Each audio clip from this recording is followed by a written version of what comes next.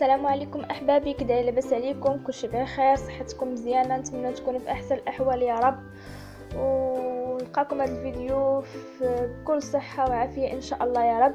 نبدا معكم هذا الفيديو ان شاء الله. هاد الروتين هذا النهار نبدا معكم بواحد الطويجين كيجي غزال غزال غزال غزال، وهذه هي الوقيته ديالو باش تجربوه ان شاء الله. الطويجين ديال الدجاج بالشيفرول والبطاطا، المهم من احسن الطواجن عندي صراحه. انا من عشاق الشيفرول، كيعجبني بحق يكون سخون كنحماق عليه وكيجيني لذيذ بزاف. ودابا الوقيته ديالو يعني استافدوا منه وديروا به بزاف الوصفات، حتى الله ما يدار بالشيفرول. المهم البنات كناخذ الطويجين ديالي وكنقطع فيه البصيله، نشلط فيه البصيله، وكندير معاه طريف ديال الدجاج اللي غادي ندير. كنديروه مع في ديك الطاجين. من بعد كندير له الزويته صافي، وكنشعل عليه يتشحر مزيان البصيله مع الدجاج، يتشحر في فوق البوطه. من بعد كنحك عليهم واحد التويمه من نجبد الثومه، غادي نحكها تاع الطاجين، يعني كيتشحر بثلاثه بهم ديك الساعات، الثومه وبصله والدجاج ديالي. من بعد غادي ناخذ دابا عندي في ديك الطاسه عندي فيها الخضيره اللي هي الشيفرول والبطاطا. غادي ناخذ الثومه ديالي وغادي نقشرها ونحكها عليهم. انا البنات كندير الطريقه الطاجين ديالي، يعني ماشي ديك الطاجين اللي كندير نستف الخضره ناشفه ما فيها العطريه لا والو، وعاد ندير العطريه من الفوق كتبقى غير الفوق، وكتجي يعني الخضره كتجيك مسوسه ما فيها وبيضه، ما يعني مداخلاش تشرميله. انا كيعجبني ندير الدجاج والبصيله يتقلى مزيان مع الثومه والزويته يتشحر حتى كيولي بحال محمر. من بعد عاد كناخذ انا واحد الطاسه كندير فيها ولا بانيو ولا شي حاجه، كندير فيهم التشرميله، يعني الربيع مع الثومه مع العطريه الابزار السكينجبير الخرقوم، يعني ولا كنت نزيد معاه القزبور حبوب. كنشرمل هادشي كامل وكنزيد معاه شويه ديال الزويته ونشرملو بيديا مزيان حتى يدخل المليحه، باش يدخل داكشي في الشيفرول والبطاطا مزيان. كيكون يعني ملي كتكون كتاكل كتلقى الخضيره والشيفرول وكلشي كتلقاه مملح، وكتلقى كلشي يعني فيه العطريه، ماشي ديك كطيبي وتحطي الطاجين فوق البوطه وانت كتقطعي فوق منه الخضره حتى كتسالي وكدردري فوق منه التحميره والابزار وداكشي وتسدي عليها هو طاب. ملي كتحلي عليه الغطايه كتلقى العطريه يابسه من الفوق. هذاك انا ما كنحملش صراحه ديك النوع ديال الطواجن، ما عنديش معاه ناكلو، كيجيني باسل باهت.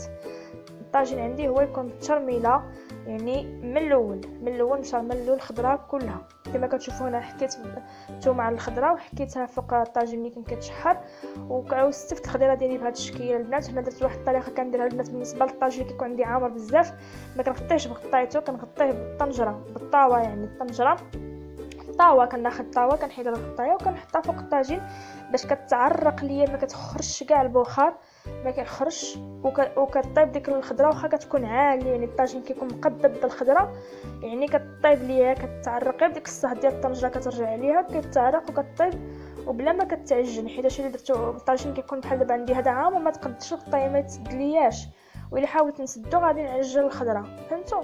يعني هذه الطريقه ديالي ملي كيكون عندي الطاجين يعني بحال هاد الخضره، حيت انا كنكثر الخضره مزيان، كتعجبني الخضره كنكثرها في الطاجين ما كيبغيش يتسد ليا، فكنديروا ديك الطريقه ديال الطنجره كيطيب وكيتسد وما كيتخرجش كاع النفس. البنات كاع حتى ملي كنحيد باش نطلع ليه كيخرج واحد البخار والماء بقوه اللي مصهد. فجربوا هاد الطريقه البنات وخذوها من عندي حيله. الغطايه انا كنستعمل غطايه الطاجين هي في الطاجين مثلا ديك الكفته، الطواج اللي كيكونوا يعني كيكونوا هابطين ماشي طالعين، هذاك اللي كيكونوا طالعين بالخضره ولا بشي حاجه، يعني من الاحسن ديروا هاد الطريقه باش ما تتعجل لكمش الخضره في نفس الوقت كطيب ودغيا ما كتاخذش معاكم الوقت. راكم عارفين الشيفرول كيتعطل، الا خليتوه كيتنفس ما سديتوش عليه الطاجين مزيان فغادي ياخذ الوقت ويقدر كاع طيب لكم البطاطا والدجاج ومن نجيو تاكلوا تلقاو الشيفرول قاصح. فجربوا هاد القضيه اللي درت معكم هنايا. بالنسبه هنايا انا خليت الطاجين ديالي كيطيب ودزت وجدت الشليضه البنات ديال الخس ومطيشه والبصله بالخل وشويه ديال البزار شويه ديال الملح وشويه ديال الزويته. المهم انا دابا غادي نغسل غير الخضيره ونقيها ونعدلها في بلاصتها وحتى نجيو ناكلو. عاد غادي ندير لها ديك الفينيغر ديالها باش ما تطلق لياش الماء. بالنسبه للبنات دابا انايا مازال ما كاينش راجلي في الخدمه، ف يعني غادي نوجد الغدا نوجد الشليضه ونوجد الغدا نخليه كيطيب ونضو نسكسف شويه على الدار ندويره بالدار، نقاد البيوته ونقاد كلشي ونعدلو في مطعم ايوا وندوي شويه على الدار بجافير. يعني واحد الطريقه ديما كندير جافير ما كنسيقش غير بالماء، يعني كناخذ واحد القريعه، عندي قرعه ديال اتشي كنقسمها على جوج، كنخلطها بالماء فواحد النص ديالها كنكبو في قرعه اخرى وكنزيد عليه الماء صافي. كنبقى يوميا كنرش ديك القرعه في الارض ونحك بالشيته وندوز بالشفاف هكا كيبقى ليا الجليج بيض وما كيكشفش. وفي نفس الوقت يعني ما كنضربوش بجافيل غير بوحديتو سك يعني غادي يولي ما يبقاش فيه لا بريونس ديالو. فكنخفف الجافيل بالماء. جربوا هاد الطريقه يعني ما كنجففش غير بالجفاف بوحديتو والماء ولا الجفاف الصاني كان ضروري من جافيل. عندي يوميا جافيل كنديرو في الارض ونحك بالشيته عاد ندوز بالجفاف باش كنحيد. راكم عارفين الجليج بيض مع السكر الاقتصادي الجليج بيض كيهلك صراحه.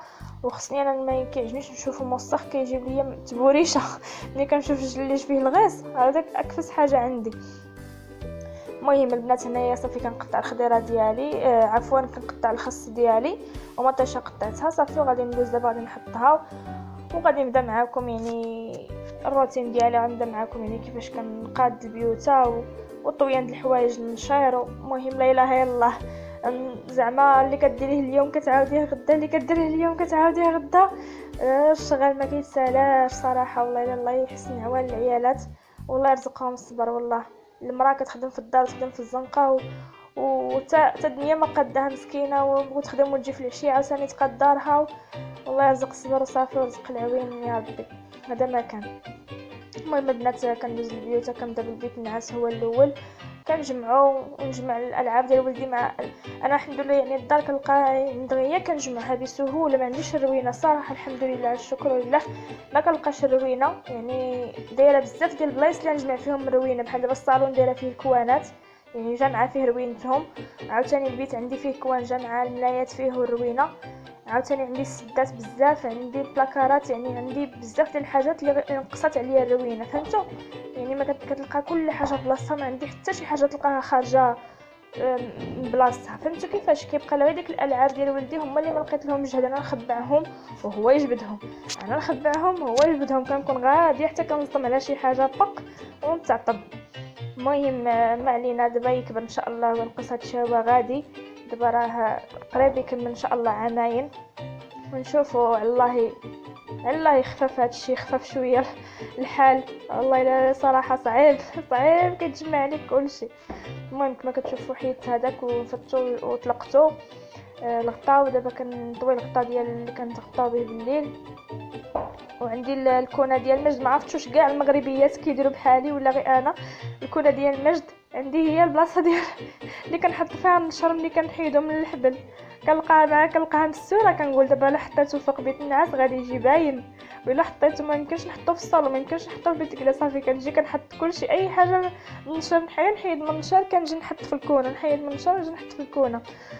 ايوا المهم ما علينا هو اصلا ما كيحتاجها. وهنا صبنت البنات شي مونطويات بديت كنصبن المونطويات مع شتو الحال بدا كيبرد صبنت بديت كنصبن بالمونطويات باش من تجي الشتا تلقى يعني حوايج الشتا صبنتهم صافي. كنطوي الحويجات والمشاغب شتو المشاغب الصغير كيفاش كيدير ما كاينش شي حاجه ما كيبقاش فيها.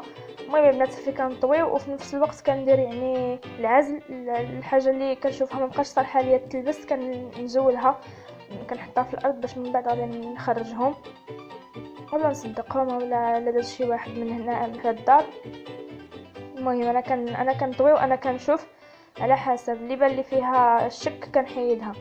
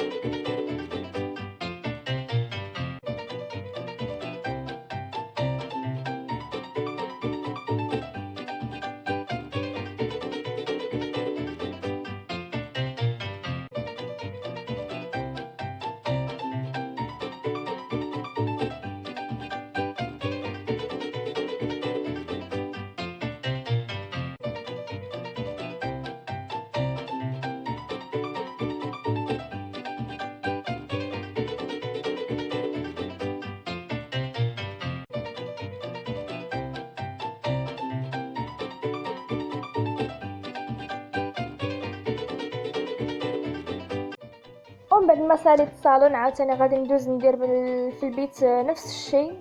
يعني غادي نخمل عاوتاني نفض السدادر ونجبدهم وعاوتاني نستف الخدادي ديالي.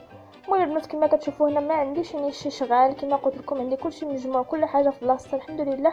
ما كنلقاش المشكل في تماره يعني في الشقه، ما كنلقاش فيها المشكل بتاتا. يعني غير كنجبد وصافي ونرد الحاجه لبلاصتها، ما كنلقاش يعني شي حاجه اخرى خارجه خصني نرجعها ولا. فالحمد لله ما عنديش هذا المشكل انا كاع. صافي كندير معكم ديك الطريقه اللي وريتكم ديال البرودوي اللي كيطلق الريحه غوتا غوتا اللون اصفر. كنديرو في هذيك الجراره وكنحيد بها كاع الاوساخ والشوائب اللي كتكون في الزربيه من الفوق. ومع الجناب عاوتاني كندوز بالشطابه باش كنحيد داكشي كيكون لاصق مع الجناب ديال السداري. صافي نرد بلا البلاصه عاوتاني ندير نفس الشيء مع الصالون، نجبدو ونرد كل حاجه بلايصها، الخديديات بلاصتها ونفض الاشياء في بلاصتها ونردها لبلاصتها. صافي وكنرد يعني اللي لقيت شي حاجه ما كما كتشوفوا يعني ولدي راه ما كيخلي ليا حتى حاجه في بلاصتها. الخدادي كنلقى وحده هنا وحده هنا، وحده في الشرق وحده في الغرب، الصغيره في عوض الكبيره. المهم هادشي اللي عطا الله والحمد لله على نعمه الاطفال. ما عندنا ما نديرو دابا يكبروا ان شاء الله وتقاضى هاد التماره. كما كتشوفوا هذه البطاطا الحلوه ديالي كيفاش رجعات كبيره الصراحه، وكتطيح من النظر غزال وخضيره. جربوها البنات يعني كطيح عليكم فاز رخيص، ثمن رخيص، غير البطاطا الحلوه ولوايه كتجي غزاله. المهم البنات عاوتاني غادي نوض لوسط الدار عاوتاني تا هو يعني دوزت عليه بجافيل والجفاف عاوتاني الكوزينه. عاوتاني بالجفاف وبجافيل يعني كما قلت لكم اتشي كنخلطو في الماء النص، كناخذ نص ديال القرعه اتشي كندير كبو في واحد القرعه اخرى ونزيد عليه نص ديال الماء. النص اللي كيبقى كنزيد الماء هو اللي كنبقى نستعمل في اليوم في الاستعمال اليومي ديالي، هو اللي كنستعملو.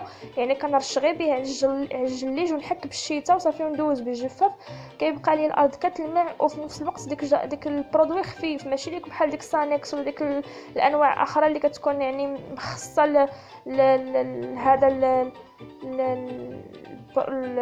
الجليج. يعني هذا كيكون خفيف، كتكوني مصوبه بيدك كيكون خفيف عارفه يعني غيخليك ديك لابغيونس كتبقى الجليج ديالك كتحافظي عليه وفي نفس الوقت كيتنقى. المهم البنات من بعد ما ساليت التخمال ديال الدار جا راجلي ودابا غادي نحط الطبيله ناكلو ان شاء الله نتغداو. راجلي كيخرج يعني حتى ديك 3:30 4 عاد كيخرج من الخدمه. المهم غادي نتغداو وغادي نسالي ان شاء الله وندوز نحك البوطه ديالي باش ندخل ندوش حيت عامله ديك الزويته لشعري. الزويته المعلومه اللي كنت قلت لكم كنديرها 3 المرات في السيمانه لشعري، كل يومين كنديرها.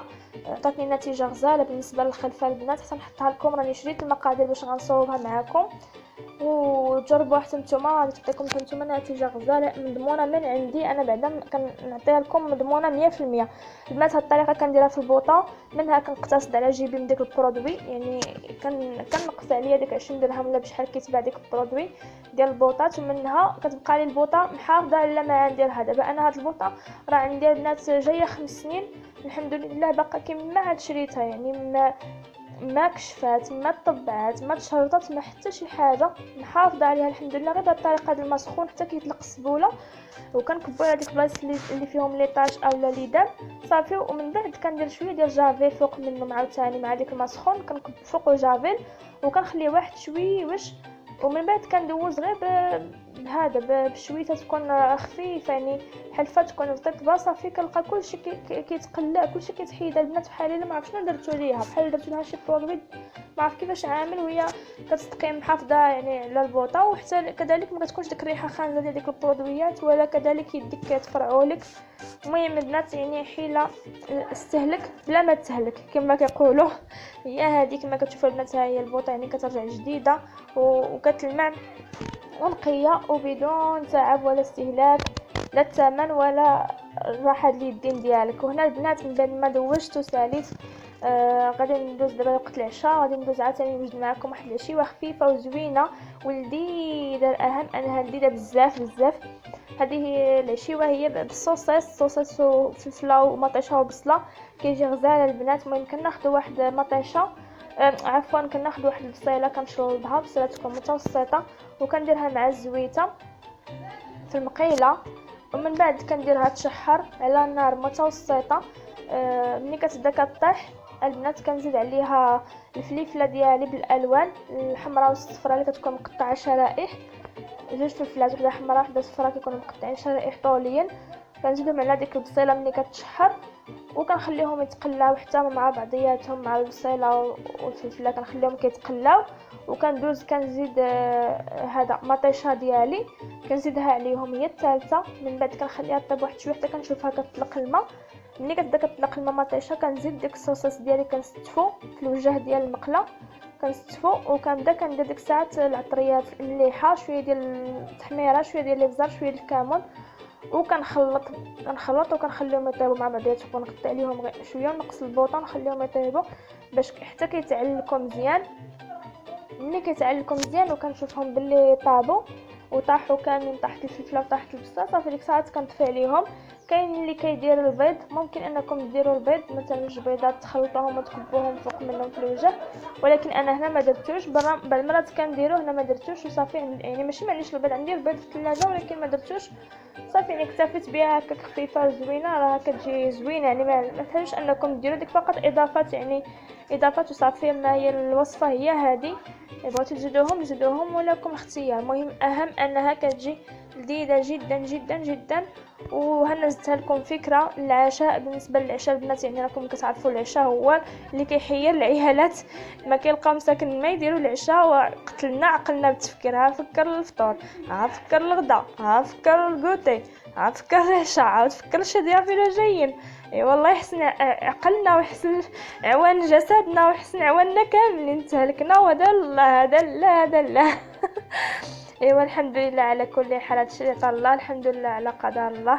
والمراه راها كنز. اللي عنده شي مراه في الدار خصو يحتل عليها ويحافظ عليها ويقدرها ويعطيها قيمه في هذه الحياه، على الاشياء اللي كدير لا داخل المنزل ولا خارج المنزل، لا مع راجلها ولا مع اولادها ولا مع عائلتها.